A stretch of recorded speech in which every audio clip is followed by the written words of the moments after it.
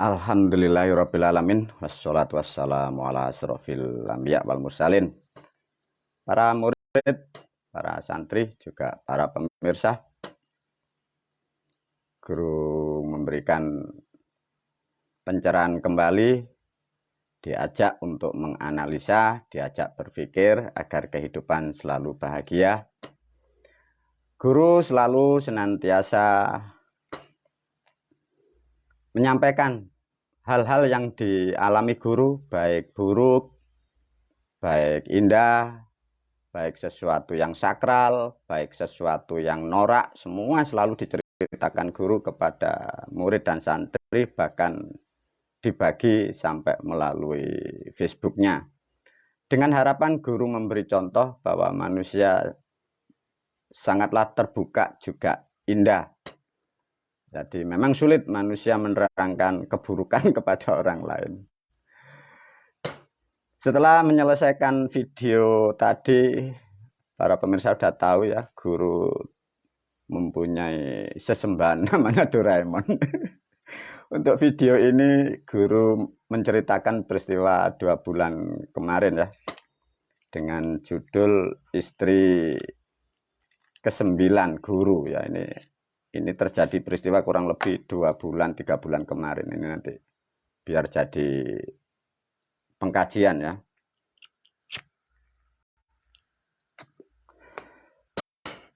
Alhamdulillah para murid, para pemirsa sudah tahu 5 bulan kemarin istri guru ini kan sudah mencapai rekor 8 ya. Delalah, karena guru semakin hari semakin bulan Facebook, YouTube semakin dikenal orang ya. Problem dan masalah bertambah karena terkenalnya guru. Padahal guru ini sudah tua, tapi katanya kalau dilihat di gambar itu katanya muda. Ini problem. Baik para pemirsa ya, diajari. 2 bulan kemarin adanya suatu peristiwa ya. Karena video guru kan sudah di sana-sana. Datanglah seorang membawa mobil itu Jazz itu putih. Kelihatannya mobilnya bagus, parkir di depan rumah.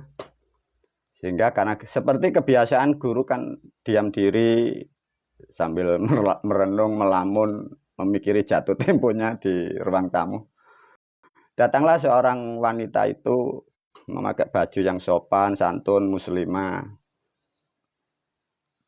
Dia uluk salam, assalamualaikum, santun ya saja, waalaikumsalam warahmatullahi. Dengan begitu waktu yang singkat, sehingga di situ terjadilah komunikasi. Saya bertanya, saya tanyain dari mana panjenengan ibu. Dia mesem tertawa, menerangkan dari wilayah sekitar Jawa Timur.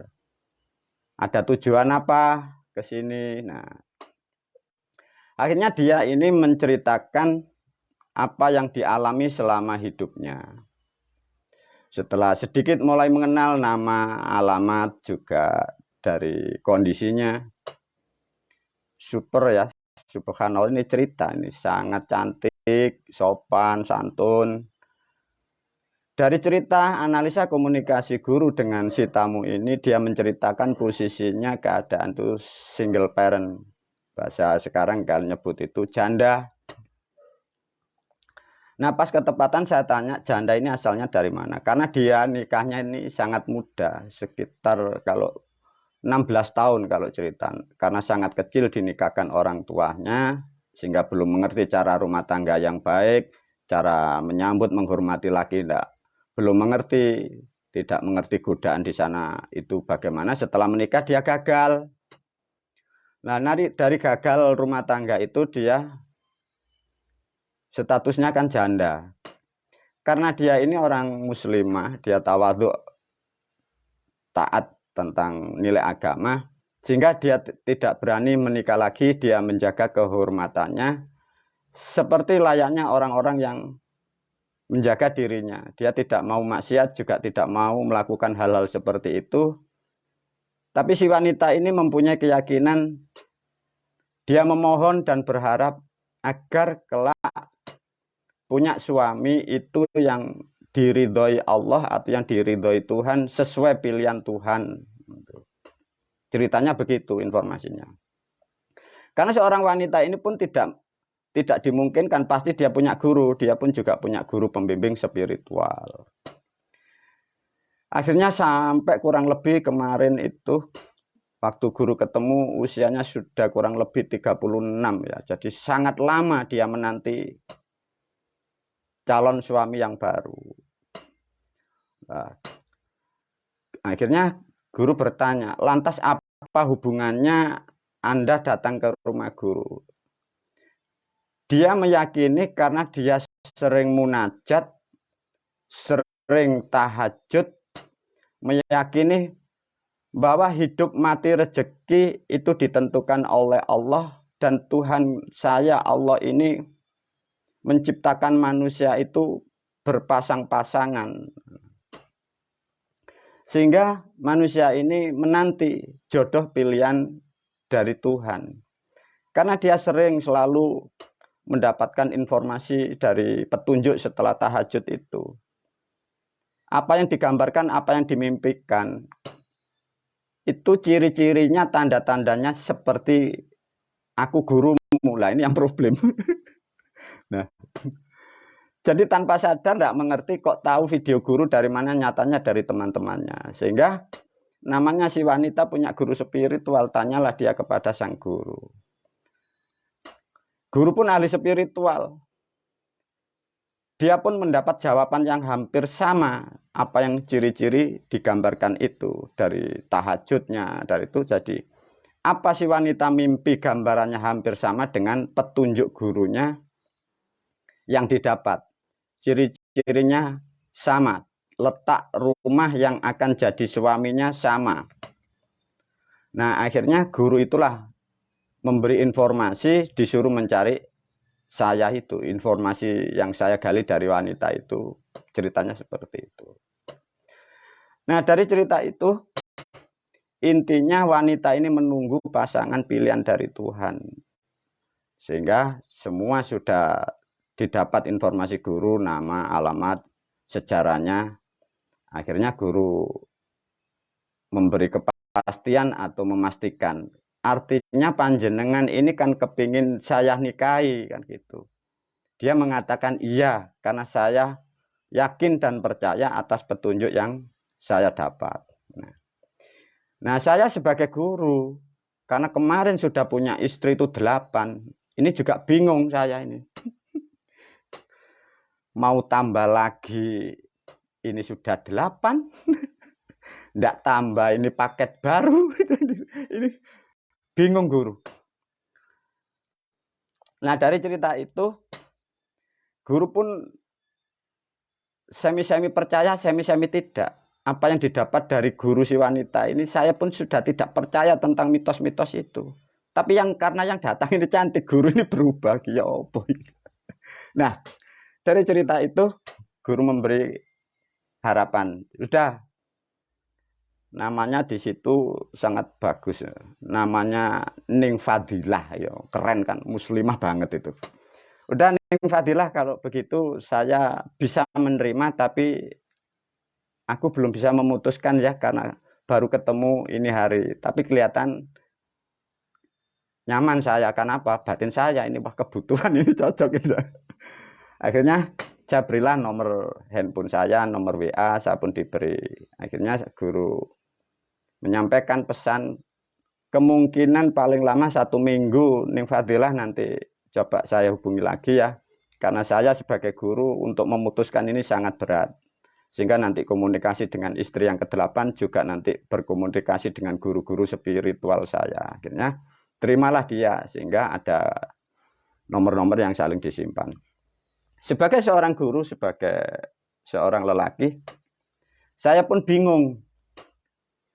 Dari keyakinan yang beredar, dan saya sendiri pun sudah diajarkan guru-guru saya bahwa jodoh itu sudah ditentukan oleh Tuhan. Dan Tuhanku menciptakan manusia itu berjodoh dan berpasang-pasangan. Jadi Tuhan menciptakan manusia itu ya jodohnya itu berpasang-pasangan. Nah, itu. Akhirnya guru ini bingung juga. Mencarilah solusi guru, datanglah ke tempat seperti yang sering dialami guru, tempatnya para moyang, para leluhur, di situ tempat berbagi guru. Sehingga guru datanglah ke tempat itu, di tempat yang sangat sembunyi. Di situ guru berbagi tentang apa yang dialami peristiwa kemarin. Intinya guru berpamit atau minta pendapat sama beliau-beliau pendidik guru. Di situ ada 4 sosok. Ada sosok 1, 2, 3, dan 4. Yang sosok pertama ahli agama, guru spiritual, guru, beliau panutan umat seluruh dunia. Sehingga saya bertanya, Mbah, gimana ini Mbah kok ada wanita ini dapat petunjuk, katanya petunjuknya cocok atau jodoh yang ditentukan dari alam mimpi itu kok saya, dari gurunya kok seperti itu. Saya bingung, guru, saya ini harus gimana? Si guru menerangkan, kamu kan sudah saya ajarkan tentang kitab, bahwa jodoh, rezeki, dan pati itu adalah ketentuan dari Tuhan. Dan Tuhan mau menciptakan manusia itu berpasang-pasangan. Lah, lantas bagaimana, guru? Ya terserah kamulah. Masih kurang dapat jawaban yang kurang pas, tanya si lagi kepada beliau Mbah Mujenar. Mbah niki dos pundi? Karena Mbah Jenar karakternya seperti itu. Udah semua tergantung kamu yang menentukan. Ada satu yang sangat sepuh seperti yang kita luhurkan, beliau panutan guru juga, beliau Mbah Muyang Semar. Mbah ini gimana? Jawaban di sini Semar, pancet tebo sakarepmu jadi gitu. Yes, saya paham karakter Sinuwun itu kan tidak mau banyak omong. Ada satu panutan juga, panutan guru ini, beliau kalau dalam sejarah ya itu kan beliau Mbah Muhyiddin itu kan sangat jarang bicara beliau. Tahu apa yang saya komunikasi, apa yang saya bagi dengan leluhur yang lain. Beliau itu senyum sambil melirik. Tapi saya pamitan. Gimana Mbah? Dia pun juga tertunduk diam sambil senyum sedikit. Nah, dari cerita itu saya pulang, besok saya hubungi kembali dari si Fadilah itu. Nah, dari hubungan komunikasi itu saya sebagai seorang wanita kemarin sudah memberikan harapan sehingga guru akan membuat keputusan yang tepat. Akhirnya berjanjilah saya 1 hari yang akan datang. Sebelum melakukan hal itu saya pamitan dengan istri yang ke-8. Ini yang paling ribet, ini yang paling tua ini Mbak Owa, ini ribet, ini wangel kandanan. Akhirnya saya rayu, saya nasihati macam-macam, dia kelihatannya sedikit nerima sambil marah. Akhirnya dengan terpaksa dia, kalau begitu sudah, kata si istri yang tua, dipilih-pilih dulu, jangan ngawur aja ya. Oke, saya gitu. Alhamdulillah para murid, para santri, dari peristiwa itu saya keluar dari rumah, bertemulah di tempat apa ya namanya itu, depot atau restoran ya itu. Dari tempat itu guru menceritakan, diulas kembali dari apa pertemuan pertama. Apakah benar Ning Fadilah kamu ini dapat petunjuk seperti itu? Dia sangat yakin dan dia meyakini dari gurunya. Sedangkan saya yang mau mengambil keputusan sudah tidak yakin dengan cara berpikir orang-orang seperti itu. Akhirnya kembali dimatangkan oleh guru. Anda mempunyai keyakinan seperti itu sampai ingin saya nikahi, motivasimu apa, Ning Fadilah? Saya karena sejak kecil dididik guru saya dan saya mengimani dan saya meyakini bahwa jodoh itu sudah ditentukan Allah, Pak, katanya, manggil saya Pak itu. Dan Allah pun sudah menciptakan manusia itu berpasang-pasangan. Nah, guru pun juga bingung. Ini mau diambil nanti tambah masalah, ekonomi juga agak sulit. Nah, akhirnya guru membuatlah keputusan begini, cara mengambil keputusan. Ini sangat bagus ya para murid, para santri. Karena ini hal yang sulit ya. Ning Fadilah gini aja ya. Keyakinan Anda juga kita uji. Dan keyakinan saya pun juga kita uji. Bagaimana Pak? Sama, kita Muslim, Anda Muslim. Saya Islam, kamu Islam. Keyakinan sama. Bahwa Tuhanku menciptakan manusia itu berpasangan. Kalau toh Anda memang sudah 90% bahwa aku sebagai calonmu dan aku belum tentu yakin, tapi kita meyakini sesuatu ini ya. Siapa? Nggih, jarine. Oke. Nah, dari cerita itu guru menawarkan, kalau intinya begini ya, apapun nanti yang aku minta, apapun yang terjadi karena ini sudah ketentuan, karena ini melalui mimpi, ini pasti akan terjadi. Artinya Anda harus ngikut sama saya ya.